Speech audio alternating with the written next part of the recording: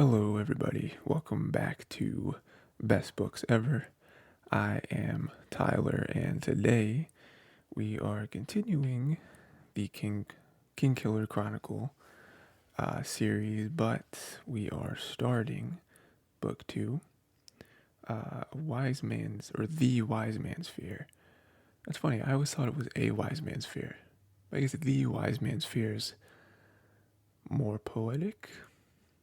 The Wise Man versus just a Wise Man makes sense. By Patrick Rothfuss, chapters 1 through 30. Yeah, a lot of good stuff this time. Let's see. Overall, again, very, very dense. Um, there are a lot of chapters. A lot. This book is, I think it's like 200 to 300 pages longer than the last one. And a lot of stuff happens. Like it shows. Where it's like 30 chapters seems like a lot, but then you realize that's only 1/5 of the book, and you're like, I feel like a whole book's worth of, the entire book's worth of stuff has already happened. Um, I feel like a lot of really good stuff happened in this first part, but also some not good stuff. And when I mean not good, like some really not good stuff. Like I don't know, Kvothe is in trouble, I think, and that seems to be a common theme. But I think overall, we are leading to something huge. And I've read it before, read the book before.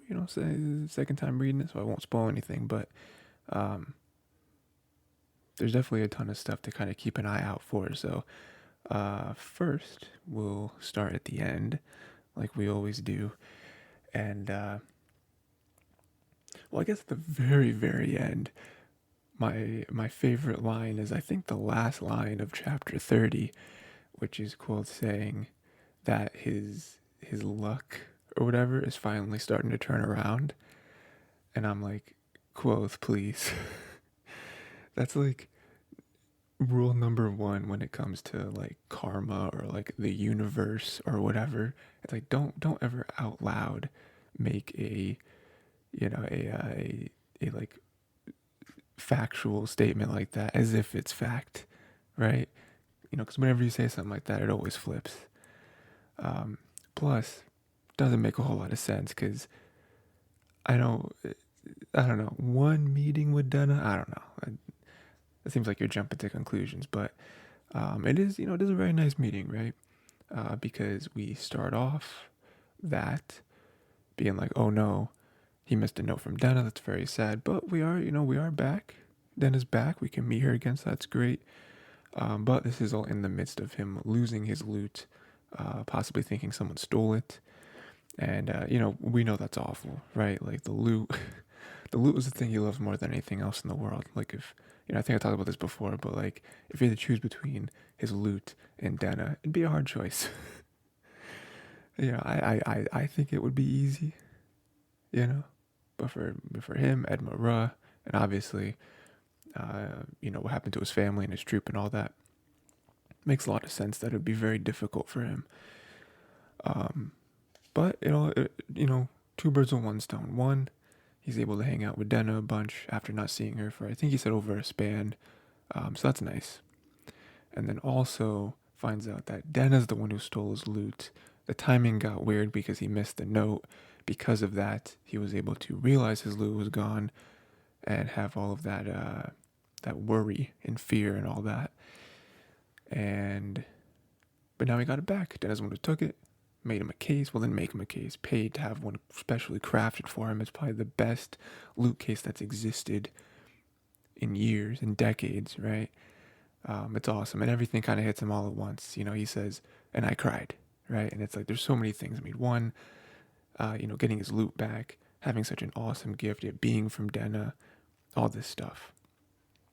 So that was a huge roller coaster, and even this time, reading it the second time, I didn't remember that it was Denna who took his loot, and when that happened, like hit myself on the forehead of like, of course it was Denna who took it. Because who else? Like we'll get into in a moment. Some Ambrose stuff. if it was Ambrose, I feel like he wouldn't go a day without having some like snide comment about his loot, which will kind of tip Kvothe of like, wait, I just had my loot stolen. Why is he mentioning my loot out of nowhere? Something like that. And other than him, who else would have taken his loot? It doesn't make any sense. So that's good. I had a big roller coaster. I liked that.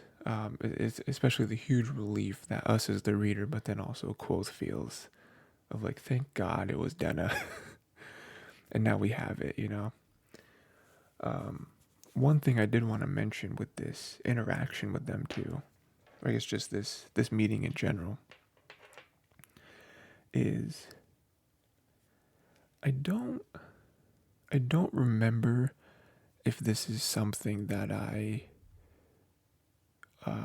guess put together or like fully realized when I was reading this the first time, like I don't know, a couple years ago, a few years ago, something like that. But something I am very much noticing now is are Denna's feelings towards Kvothe, because up until this point, a book, all of book one and now a fifth of book two, obviously 99% of the story is told from Kvothe's perspective or from Coates' perspective, however you want to read that. I think there's like a paragraph from Fela's perspective, and then that one section of the interlude where it's Bast and Chronicler, right? But other than that, the whole thing's told from his perspective, right? I don't think there's been a single time where we've gotten Denna's perspective, right? That's kind of where I'm leading to. So we know Kvothe's feelings about Denna, about how, he feels like he can never find her when he wants to. Obviously, I'm sure he wishes he could see her every day. We know that he's in love with her, whether he wants to act on it or not, or, how nonchalant he acts, especially when it comes to Will and Sim. He tries to, I don't really know. Even like what he feels like Denna's feelings are towards him, where, he feels that Denna wouldn't want someone like him in that way. Obviously Kvothe is not rich or doesn't have connections or anything. So he feels like, he's not good enough for Denna. He also feels like no one is good enough for Denna. But him especially, it's like, why would, she has literally any guy in the world. You know what I mean? No reason why she would choose me. Yeah, I think that pretty much covers it. But now we see from here, and we got bits and pieces of this in the first book, but I think we get the most of it right here, more explicitly, where we realize that Denna, I think, feels the same exact way that Kvothe does. I mean, on the surface, Denna definitely likes Kvothe, same as Kvothe likes Denna. But we get lines from her that it almost feels like she's stealing them straight out of Kvothe's mouth, where Denna says, "You're a very hard person to find. I can never find you when I'm looking for you." And it's like that's also how Kvothe feels.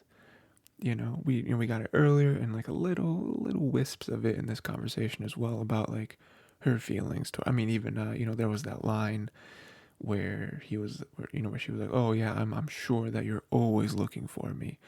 Again, part of that is again just kind of reiterating the whole how hard it is to find him, and then deeper than that, we just more confirmation that, oh no, we know that Kvothe is constantly going to Amir and the different inns to try to look for Denna, but Denna's probably now it seems like Denna's doing the same thing, going to Anchors, maybe going by the university, going to the Aeolian, she's also looking for him as much as he's looking for her, which we may not get because again it's told from Kvothe's perspective, and if they don't find each other, Kvothe's perspective has nothing to tell us in the book, but then the other part of this is how much she must really like him, because again, oh yeah, you must always be looking for me, sure. Again, these insecure feelings that we thought were only on Kvothe's side, of like, oh, there's Denna doesn't share the same level of feelings that I do for her, clearly. But then you see that Denna feels the same way about Kvothe, where she's like, oh, he doesn't he doesn't care about me the same level I care about him. You know, again, even with another part of this conversation, when, you know, because she's like not doing okay. We know Cole's not doing okay, but we see Denna's not doing okay. And, you know, Denna mentions about how there's been so many times where he has helped her, you know, get through some tough times or be the shoulder to lean on or whatever. And Colt is confused, you know, I think half genuinely, but also half sort of like amusingly, where he's like, oh, really? I am? Really? Because again, from our perspective, Denna is the one to always brighten up his day. And it's like, oh, it's from her. Like, she also feels that way. So, um, again, it's not like unheard of. These two people love each other. Of course, they feel the same way about each other. But it's just, um, it's very telling of her feelings in a book series from the perspective of one person. Obviously, a lot of other books, fantasy books in particular, the whole multi-perspective thing has gotten huge, right? You always tell you always tell your perspective. You write your book from at least 3 or 4 different characters' views, right? And this is how you can get sort of like intertangling. This is how you can get information through a character that other characters don't know. It's very cool, right? Very, very popular, especially the past, like, you know, I would say like 10 years or so, 15 years, something like that. To the point where it's refreshing when you get a book like this. It's like, oh, there's only one person. There's only one person's perspective. We could jump to Denna's perspective and see some of her story. We could jump to Fela, you know, Ambrose even, you know. Obviously wouldn't work for this book in particular because the whole structure of the book is that Kvothe is telling a story from his view, so wouldn't work. But anyway, returning to center for a second, I just love this because again, we don't get Denna's perspective. So whenever she has a conversation like this, and it's like she's almost as desperate for his attention that he is for hers, and it's nice to know that these two things are reciprocative, even if neither one of them see it, which it's so clear to see. But again, I think it comes down to them just being insecure. I feel like they both are so much more similar to each other than they realize. And then you get someone like Will and Sim who are best friends to Quoth, and they're like nudging each other, like, is this guy serious? we clearly know that he likes this girl, and this girl clearly so yeah, I just thought that was big to just get more and more confirmation of the feelings passed between them, because clearly Denna is like one of the main focuses of Coates' retelling of his story. So I'm sure we'll hear more Denna later. There's always a bunch of Denna now. What else do we have? Speaking of feelings, we do get Fela. We have a couple different Fela things to get to, but one towards the end-ish of this section is Fela helping out Quoth in the archives because she's a scriv, and they're going to try to find the book to help make a gram. They eventually find it. It's great and all that. But there's that moment where Fela, for a moment, just a brief moment, blink and you'll miss it, it seems that she may have fallen in love with Sim. And this is great. I feel like from a reader's perspective, we're supposed to like both these characters, right? Fela has been awesome in every interaction. I guess the only reason that you could dislike her is that for a second, it seems like she may have been trying to, unknowingly to her, because she doesn't know who Denna is, she may have gotten in the way of Denna and Cole's relationship. Obviously, like I mentioned, I think last week or the week before, I forget which part was Fela giving the cloak to Kvothe. I'm pretty sure it was last part. I forgot what I was going to say because I was remembering. Unknowingly to her, she doesn't know who Denna is, blah, blah, blah, right? So,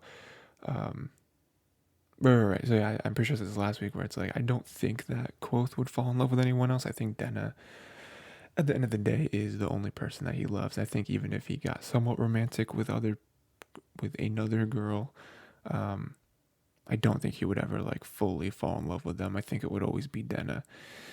Um, but yeah. So anyway, so we love Fela. Sim again, we love Sim. Right. He's the best friend. Him and Will. Um, I love their relationship with Quoth. Like they trust him so much. Like they are friends. Um, and Quoth on the other end, trusts and is a real friend to them as well. They seem to be the only ones that he can actually tell everything to, which is awesome. And not everything. There's a couple things about his life that he doesn't, but so yeah, I love that like trio of friend group where they're trying to be there for each other as much as possible. And I love that line that Quoth is thinking in his head where he's like, they're the friends that no one deserves, especially me. And you look at it and you're like, at first you think, again, he's just being self deprecating. But then you look at it, you're like, I don't know. I feel like Quoth is definitely, again, not maliciously, but he does abuse his friendship with Will and Sim. So I do think he's 100% accurate in that, where he kind of doesn't deserve Will and Sim as friends. They are really good friends. So yeah, Fela, Sim, great. I would love to see them get together. I don't actually remember if they do or not. Because again, I don't even remember if Fela actually like likes him like that, or if it is just like, oh, we're friends now, or something like that. Because again, there was a moment there where it seemed like Fela was super into Quoth, but then again, that might just be run off from saving her life, and that might just be a lot closer to a friendship. Again, what Quoth thinks that him and Denna are, um, more so than Fela and them actually, and Quoth actually getting together. So, but I just really like that moment, um, not just because of the possible romance there, but also just kind of again uh, another instance in which we can see a bunch of people coming together, helping each other out, and just acting like friends. The other Fela thing, we're jumping towards the very, very beginning of this section, and this is one that I actually remembered and I was waiting for. I was very excited to get to. Is the plum? Was it like plum bob or something? That whole mess, right? If you don't remember, Ambrose got a girl to poison or drug Quoth, and the drug made him mostly okay. It just kind of completely just killed all of his. I don't remember the word they use, but it's like he doesn't know what's right and what's wrong, what's like socially acceptable to say or do and not. Um, like that part of his brain is just dead. Um, so he was just saying things openly, that very abrasive. Um, he was just like he spitting all over Sim's floor. I think it was Sim, or was it? I don't remember. Just spitting all over his floor, and it's like, no, you don't. Stop, stop doing that. That's not a normal thing to do. That is very rude. Not like friendship ending or anything, but say, hey, dude, stop, chill out. Um, and then again, I forget, was it Will or Sim? It was Sim. Um, Sim asked me, I was like, would it be bad to kill Ambrose? And Quoth just couldn't actually come up with a real reason why it would be bad to kill him, other than like, oh, I'd probably get expelled, maybe. But people would be happy. They probably give me flowers and presents. And he's like, that's not. I mean, yes, but no.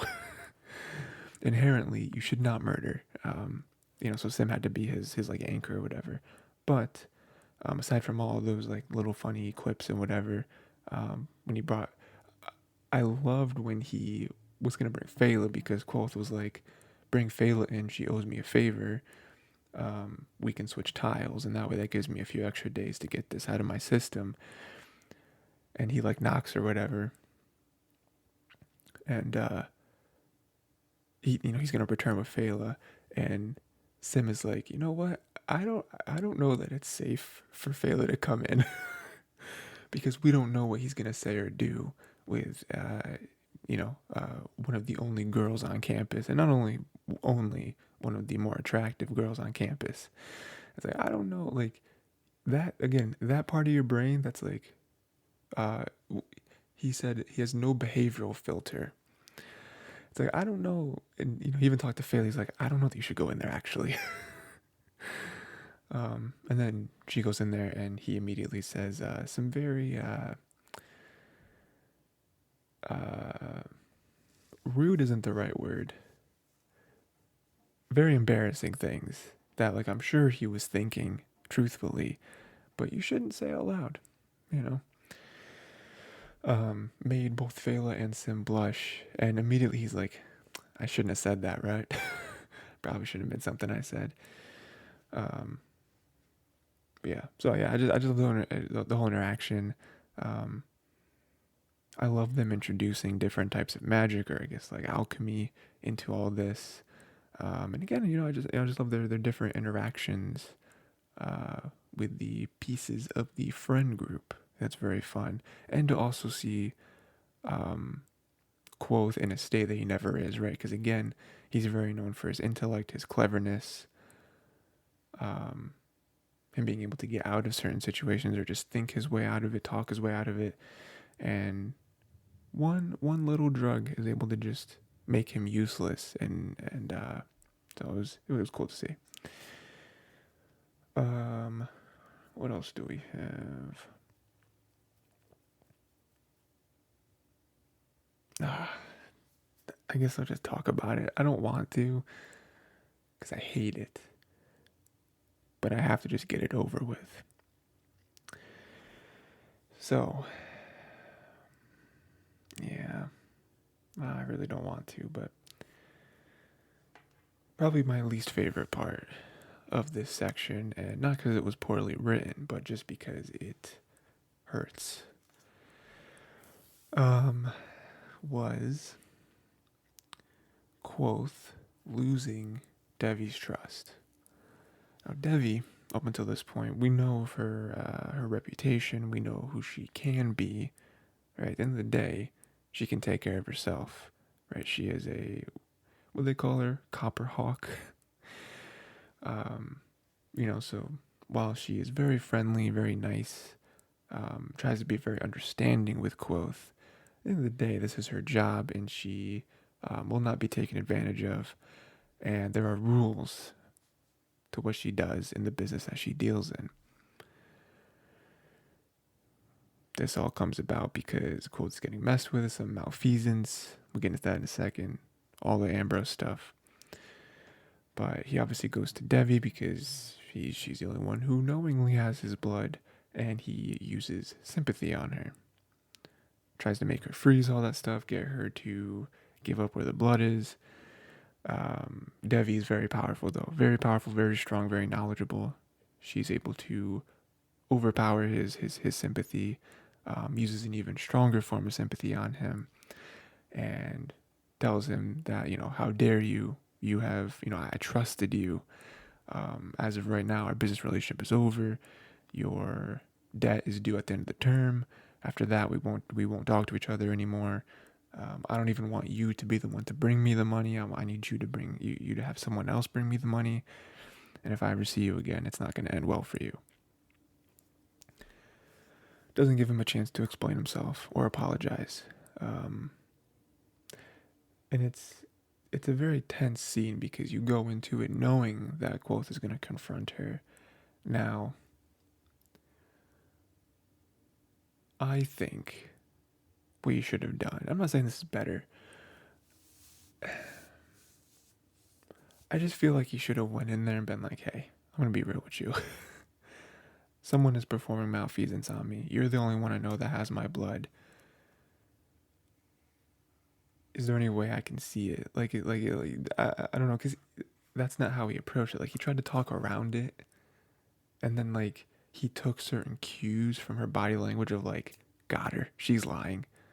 I don't know, like he was connecting dots that I don't think were there, based on his own fear of the situation, as well as his own ignorance to how she conducts her business. Because even so, even after all this time, he's still not in this world, right? He's never dealt with another uh, gallet, or whatever her profession's called, before. So of course she's not going to be like, yeah, here's the blood. Like, no, that's not how I conduct business. That's not how I do it. It's not because I'm guilty. It's because I never do that. You know. But again, like I feel like she's not. She hasn't been so friendly to him and had those very nice interactions with him so far, just to try to, you know, just as like a like business strategy of like, oh, if I'm jovial with him, then he'll keep coming back and he'll, you know what I mean? Like, no, I believe she genuinely enjoys talking to him and spending time with him. Um, so I think there was an opportunity for him to go about this in a different way and just be like, please, like someone has my blood, like they are, like they, like you know, out of all people, what can be done with that. That's why you take the precautions you take when people give you their blood as collateral. I don't know. Again, I'm not saying it would have ended with her actually complying to his wishes, to his requests, but I do think there's a different way. Resorting to sympathy is insane, you know. And now he broke a bridge, you know. Devi, a character that I really liked. I think we overall the reader is supposed to like Devi, because she's been nothing but nice. She has a very, very, very strict business, but she's been nothing but nice to Kvothe. Um, and now he's broken that bridge. And here's the thing. Like I said, I have read this before. I don't remember if he actually mends the relationship with Devi. I don't remember. I would like to think he does, but then that opens up a whole other can of worms where I'm like, but how does he do it? Because I'd in my mind, I'm like, oh, after some time, Devi kind of cools down. Because I think more than anything, her feelings were hurt. Because again, I feel like Quoth is one of the few people that she genuinely, enjoys the company of. And so she finds someone like that, and then he does something like that. And so, I think more than anything, her feelings were hurt. And so in that moment, it kind of built and built and built, um, on top of something like this happening again, someone coming in here using sympathy on her, um, probably doesn't happen every day. So I think those two things kind of mushed together, and she got very heated. Again, rightfully so. Quoth is 100% in the wrong for every moment of that interaction, from the moment that he knocked on her door to the moment that she kicked him out. He's 100% in the wrong.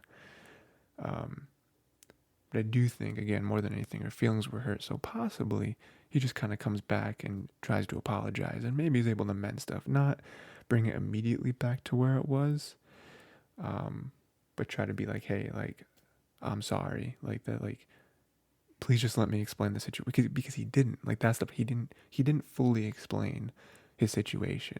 I think the most he said was that, um, I honestly think the most, like, even the little bit he did of the explaining of a situation, he did it in a very accusatory tone of like, well, then, I just have to assume that you sold my blood, and it's like, no, like, why are you, why are you doing this? Why are you using this angle?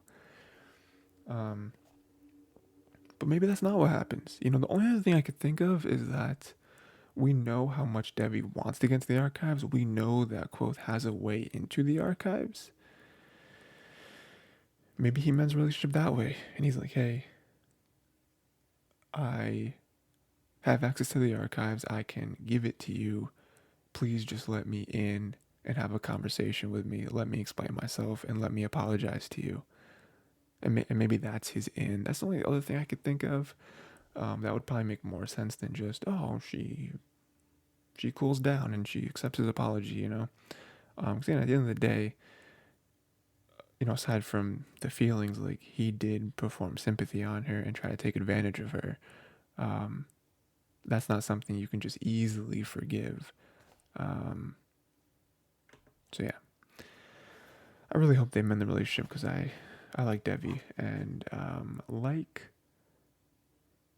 here's a good segue to my next thing I want to talk about. Like Quoth said to Elodin, I don't have very many friends. So having one of them taken away, not good for me. That's not what he said. I don't remember exactly what he said. Um, that's just a segue to him with the whole Ari and Elodin thing. I did really like that. Elodin was there, kind of startled them. Um, Turns out that Elodin has tried talking to Ari a few times, doesn't really get a whole lot. But I love this whole interaction because it, I don't know, like respect is the right word, but it is what gets Elodin to finally somewhat accept Quoth as a student.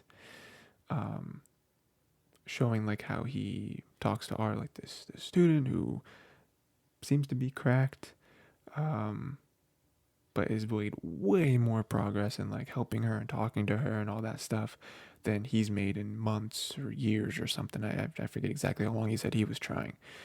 So that in itself is very commendable. But then the icing on the cake was Quoth naming Ari, because that's not her name unless it is, and he just got it in one, which would be insane, but it's not. Um, and then like why he named her, like again naming things, not to call Ari a thing. That's disrespectful, but um, the art of name, like he named Ari, and it's a name that's very suitable for her. So you know, I just like that whole interaction. I also liked that Quoth basically threatened Elodin of like, don't tell anyone about her or else. And then we could see Elodin getting a little bit of fire in his eyes of like, all right, guy, you can't even comprehend the power that I have, and you're threatening me, but also kind of in an amused way too, because he knows this, and he knows Quoth knows this, but then that just goes to show his seriousness about the situation, about him and Ari. Again, getting back to the, I don't have very many friends. You can't take you. I would not benefit from you taking her away. Um, but then also knowing like if Ari goes to Haven, it is not going to work for her. At least out here, I can somewhat help her. Um, so that was very nice. Again, Elodin is a very tough nut to crack. You know, because sometimes some interactions he seems like the smartest person that we have ever encountered in this story, and other times he seems like a child who stumbled into his life. you know. Um, so yeah, that was very nice again from Ari's side of like helping her out. Um, and also just like showing another side to Elodin again, showing that under all that kind of like crazy exterior, he does have a heart and he is very smart. Like he knows what he's talking about. So that was nice. I enjoyed that. Is there any other Ari stuff? Don't think there's any more Ari stuff I wanted to talk about. No. But there was one more Elodin thing. Um, Elodin did get Quoth back into the archives, which was very cool. He did it for his own purposes, obviously, because he needed to he wanted him to be in his class, and so he needed access to the archives, all that stuff. So that was cool. But I guess this is more so a Quoth point where he's finally back in the archives, right? We got back in there, so now he's able to research again. Obviously, the Chandrian and the Amir, what he's really trying to do. But it's nice. It's nice that he's back in there, right? He's able to get access to everything. We do learn that Lauren did have like a cutoff. he was gonna ban him for a year and a day. So that was something. But I think overall it was just a very happy moment for us where we're like, oh, like it happened so quick that we're like, wait, so I, I have access again. I can go back. It's like it was that easy. Um, but yeah, that was cool. Um, let's see. There's more Denna stuff.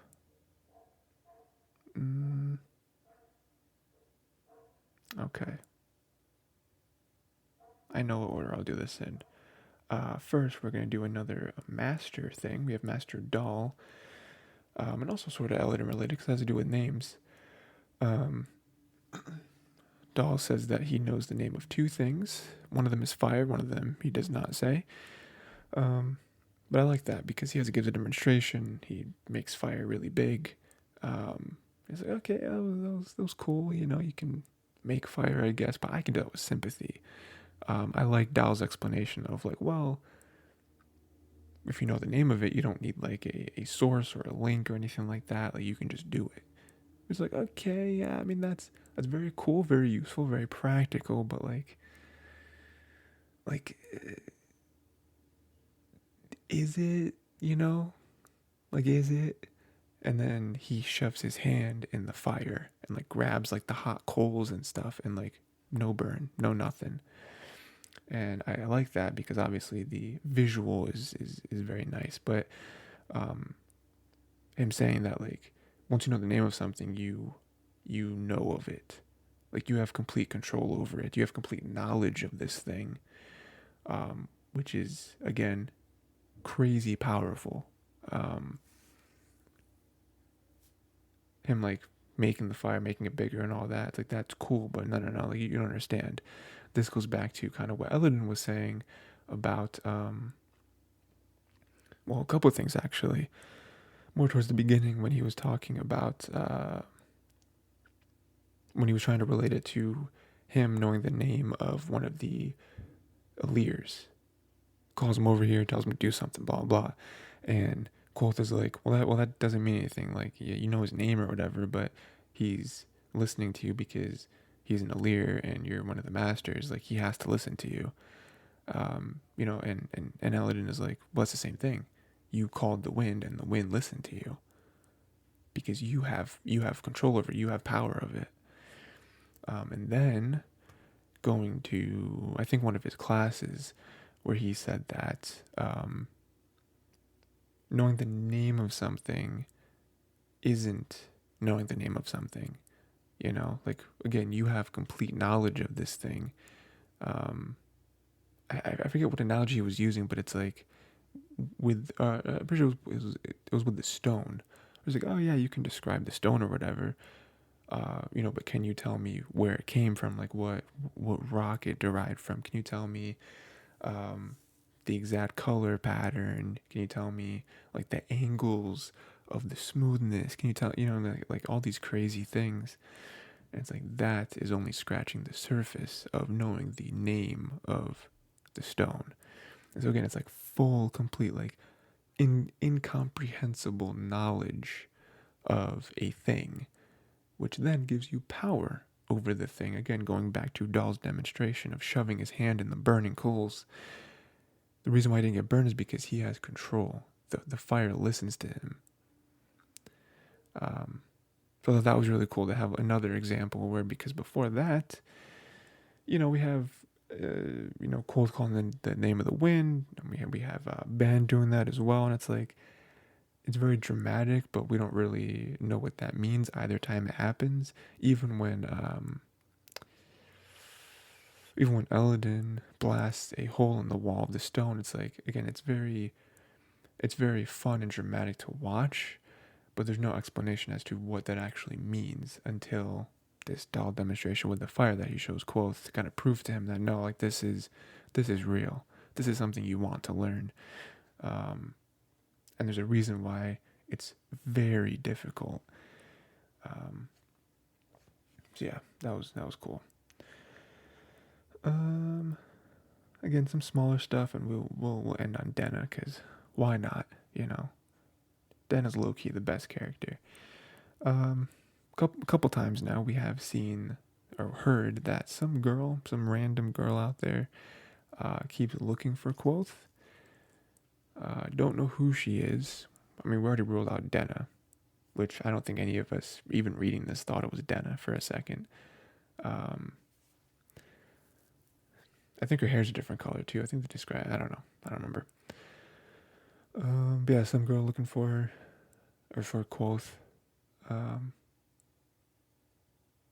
Did say that Kvothe sold her a charm or something, which we know is not true. I mean, unless Kvothe didn't tell that part of the story yet, or he like skipped over it or whatever, and then later on be like, oh yeah, I was telling you, it's like one of the time jumps or whatever that he does. But yeah, we don't know who that is. I pretty sure I know who that is. I was thinking about it the other day. I'm not gonna say it, obviously. I'm not gonna say my guess, but I'd love to hear what y'all think about who that is. Yeah, I'm not even sure I'm right. I have like a 90% sure guess. But yeah, we'll see. We'll see who that is. But yeah, it's just, again, something to remind y'all of, like, it's happened a couple different times now. We'll see who it is. Again, options are limited. I mean, unless it's a character we've never seen before. This probably not true though. But again, we haven't seen Kvothe make or sell anyone a charm, so it could just be Ambrose messing with them. With some girl that we've seen before. Ambrose like got her and is like, hey, do this thing. But some other stuff. We got some Kilvin stuff. Kilvin wants Kvothe to start working on better projects. He understands that some of these other things make money, but he's like, okay, aside from that, are you happy with these projects? Like, are you satisfied? And Kvothe says no in many more words, but he says no. And so, he goes as far as like, he's like taking out materials, he's trying to get like precious materials, he's trying to, taking out like a room and all this stuff. So we'll see what he makes. I think, again, I like half remember what project he's working on. I don't fully remember though, so I'm very excited to like get to it, because the prospect of Kvothe going all out and making something that, I mean, I'm sure we've never seen before, right? Or I guess like alterations on something we have seen before, very akin to what he tried to do with the sympathy lamp, is very, very exciting. I mean, I think that's matched with Kilvin's excitement, where he's like, oh, I can't wait to see what you make. So that's also another, something to look forward to.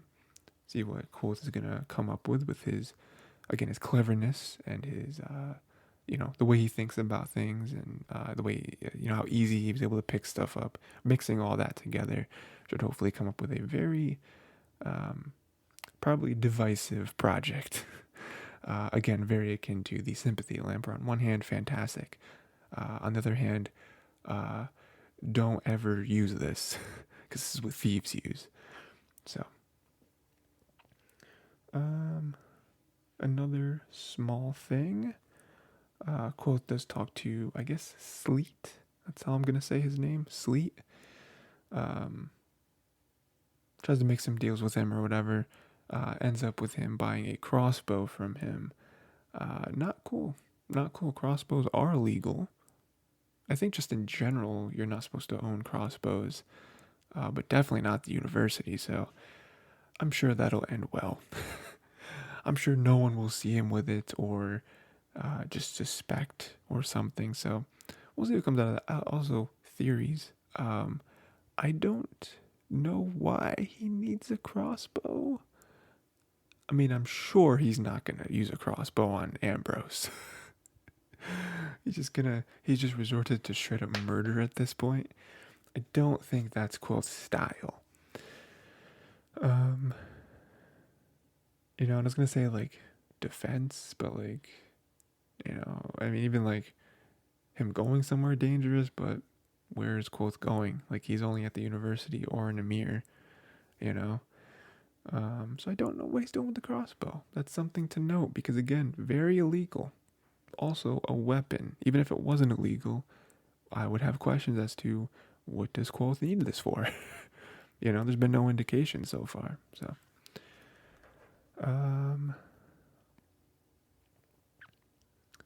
I guess some of these things, the last few things, kind of all have to do with each other. So, we do see Kvothe almost getting caught going to Ambrose's room. He does mess some stuff up for his own, his own pride or whatever. He's not able to get Denna's ring. We're assuming Ambrose still has Denna's ring. So that's unfortunate. And yeah, Ambrose is even more on him. Oh, I guess I didn't even really mention this, but I should. Like the whole malfeasance thing, which is, we're assuming, sort of tied into this, is definitely Ambrose. I mean, again, that's not a spoiler. That's just my thoughts of like, it's got to be Ambrose. We've already ruled out Devi, so it's got to be him. I mean, they even kind of match it up of like, oh, it's weird. Whenever he's goes into his rooms or whatever, like 15 minutes later is when all the malfeasance starts. So it's got to be him. But it all comes from him trying to, break into his room, steal the ring back. Not even a bad thing. Like, at the end of the day, it's like, I'm trying to take back something that isn't his, It does show how prepared, paranoid, something like that Ambrose is for him to have those like runes on the window and all that. Again, Ambrose is not a easy foe, right? Like he can definitely match Kvothe in certain aspects. Not a great matchup for him overall. So yeah, him like getting hurt, like the blood on like the tiles or something like that. That's what we're assuming, and so that's all lead to the malfeasance, which is why he needs the gram. It's a whole mess. So stupid too. Like overall, like I don't know. Like I forget who said it. It was either Will or Sim, but they're like, you go way too far for this girl. Like this is ridiculous. Like we don't even know that that's like, does that hold any sense? Like again, he's making assumptions because he's seen that ring on her finger ever since he first met her. But like, do we know that that's like an important thing? Maybe it's just something that she's had for a while. I don't know. And again, like almost getting herself killed, possibly getting expelled from the university. Like, I don't think Denna wants any of that. So, and speaking of Denna, so we get to the last couple bullet points here. Couple things. One, overall, I've said this before, but I just want to reiterate it. I love how Denna and Kvothe interact with each other. It is very fun to watch. Again, them both kind of playing parts, sort of, kind of, like acting, but not really, and it's very funny. But I love this interaction with her and not only Kvothe, but Will and Sim, and how she hustles them so hard. Where she's like, "Oh, I've never played corners. Teach me how to play. Oh, do people play? Oh man, you bet money? Yeah, we can bet some money. I guess let's do it. I don't want you to insult me, like, oh, just because I'm a woman, you know." And then the first few hands, like she's not doing great, and then all of a sudden, she's a shark. She destroys Will and Sim. And I even love the one moment where Kvothe starts to like laugh a little bit or like get a little too prideful, and Denna's like, don't have that face. I fooled you too. Like don't sit there and act like you were in on this. And that's another instance of like, Denna's the one. You don't mess with Denna. Denna knows too much. The life that she's maneuvering is something that you cannot comprehend. So yeah, that was a very fun moment.